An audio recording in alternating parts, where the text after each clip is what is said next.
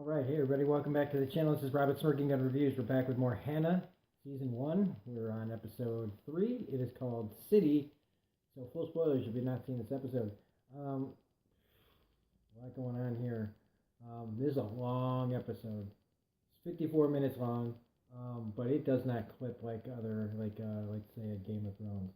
There is a lot. This is a very dense episode where we get to know a lot more about the history of Hanna's lineage, and in so we find out that Eric and what was her name, Marissa, they've been in on something for a long time that had to do with pregnant women who were going to give up this, at least the one that we were introduced,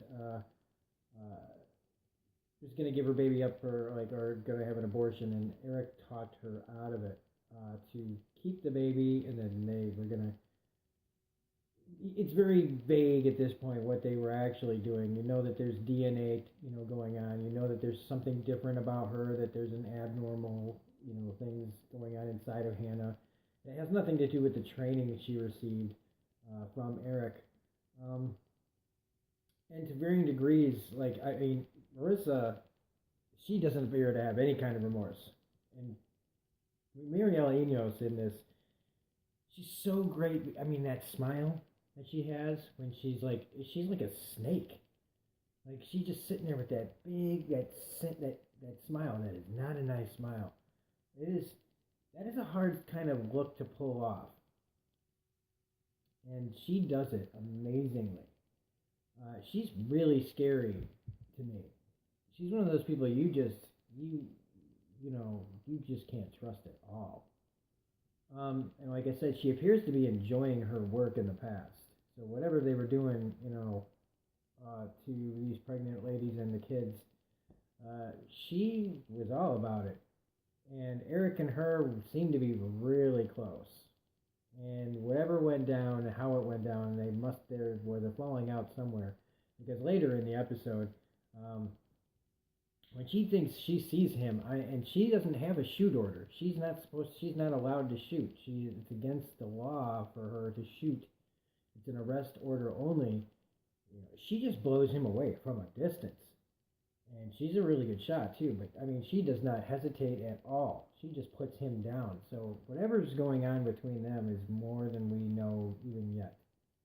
But she's also pretty freaked out. I mean, I guess that's maybe why she shoots first, because she knows that Eric is playing them. And it's all this game that they think that they're leading him, but he's actually leading them and her to a certain place. And it's all been orchestrated by Eric. Pretty brilliantly too. There's a few things in here that just kind of, again, like the last episode, most of it's really good. There's a couple of things that just kind of annoy me, and that's his group of people.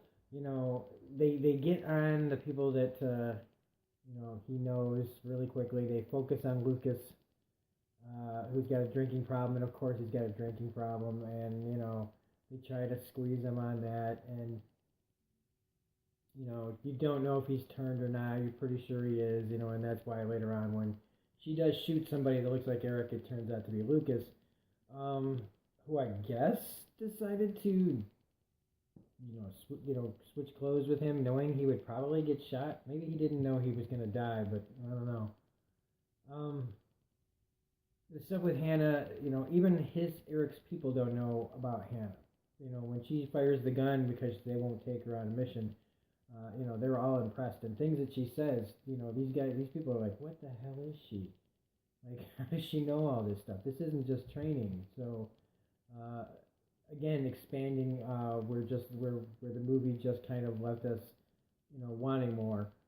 This is giving us what we wanted, whether we like it or not now. I mean, there might be people that like the movie and then see this and go, oh. And I'm still cautiously optimistic about how this is all going to play out. This episode was going to worry me a little bit because the description of the episode made it sound like Hanna was going to start having like temper tantrums about hanging out with that Sophie girl, and kind of becoming like her.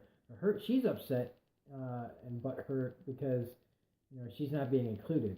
and why did she do all this training, and what are these numbers? She's got the DNA sheet, so she's really kind of pissed off at Eric. I mean, she's been doing everything that he's told her to do and not getting any answers and finding more questions along the way. So, I have a feeling that there will be a falling out between her and Eric at some point. I hope it's not one of those where she decides to listen to Marissa. But if it is, I hope that whatever goes down, Hannah's already planning, like, 10 steps ahead of Marissa. I thought that if at the beginning of this episode, I was thinking that Eric was going to be arrested by the end of this episode. I figured everything was leading towards them capturing him. What's great is, they turn it all the way around, and as soon as I saw him on his knees, after he went on this, like, rampage through a hotel, not killing anyone, just throwing flashbangs and kind of, again, leading her thinking that she's, got him and he's really got her, so that when the cops turn around and it's his people and they've got her, my only complaint about that was he didn't just shoot her. I mean, I thought that was the point, that they were going to find her and kill her. And of course we fade to black before we get that, and so that they're not going to kill her. I wasn't sure, to be honest with you. These days you can never tell who's going to get just completely taken out of a show. Kind of surprisingly, I didn't think that they would actually kill Moril and Ineos in the third episode, but you never know. But I just, it does kind of bug me because they had the shot, they just should have shot her, but I guess he probably wants more, or maybe she gets away. I don't know. Hanna almost getting killed by Marissa's like lackeys, and getting run over by the well, not run over, but hit by the guy in the car. It was a pretty cool scene. Again, it's really dense, and I'm hoping that some of these episodes clip a little bit better, because when the action hits, it's really great. But I found myself kind of tuning out during the episode a couple of times, where I was just kind of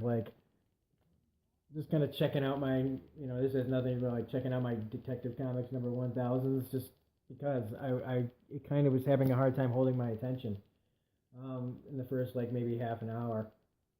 But it still really holds up, and I gotta say, I'm happy that we're getting this extended universe, but part of me is still really worried that this is one of those be careful what you wish for situations.